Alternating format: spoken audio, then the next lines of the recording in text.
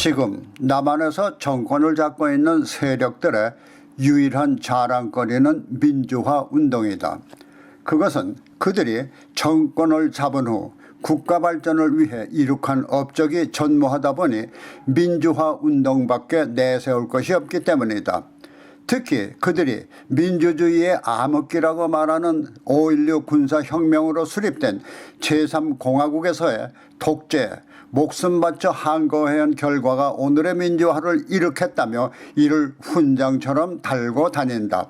그러나 이들은 제3공화국이 이룩한 경제발전은 배울 생각은 않고 독재라고 폄하하는 제3공화국에서의 나쁜 버릇만 배우고 있다는 것이다.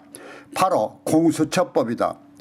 공수처법은 살아있는 권력도 견제하며 참된 민주주의 터전을 마련한다는 명분을 내세우고 있지만 그 실제 의도는 무엇보다 먼저 자신들의 비리를 향해 칼을 들이대려는 윤석열 검찰총장의 칼끝을 공수처로 막고 앞으로 그들에게 닥칠 수도 있는 검찰 등의 비리 수사를 정권의 시녀로 만드는 공수처를 통해서 묵살시켜 종국에는 장기 집권의 털을 닫겠다는 의도가 밝혀지고 있는 것을 보면은 지난 1967년 제6대 대통령 선거에서 박정희 대통령이 재선된 후 집권당인 민주공화당에서 장기 집권을 위해 대통령의 3선을 허용하는 헌법 개정을 추진하며 2년 후인 1969년 3선 개헌안인 제6차 헌법 개정안을 국회에 제출해 날치기로 통과시킨 전례와 너무나 닮았다는 것이다. 당시 야당 의원들이 격렬하게 반대하며 본회의장을 점거하고 농성에 들어가자 정상적인 표결이 불가능해지면서 본회의장을 피해 국회 제3별관 특별회의실에서 불과 6분 만에 3선 개헌안을 의결함으로써 장기 집권의 기틀을 마련한 것이다.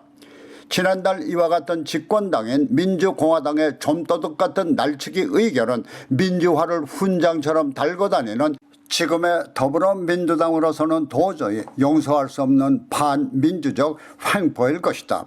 그런데 바로 민주화의 훈장을 달고 다니는 더불어민주당이 시간도 그들이 독재라고 폄하하는 제3공화국의 민주공화당이 불과 6분 만에 정권 연장을 위한 3선 개헌안을 처리한 것처럼 국회 법제사법위원회의 기습 상정에 6분 만에 강행 처리했으니 어쩌면 그들이 폄하하는 독재시대의 모습을 너무나 똑같이 닮아가는지 모르겠다. 아마도 제3공화국의 장기 집권을 위한 획책이 지금의 더불어민주당에도 필요해서일 것이다.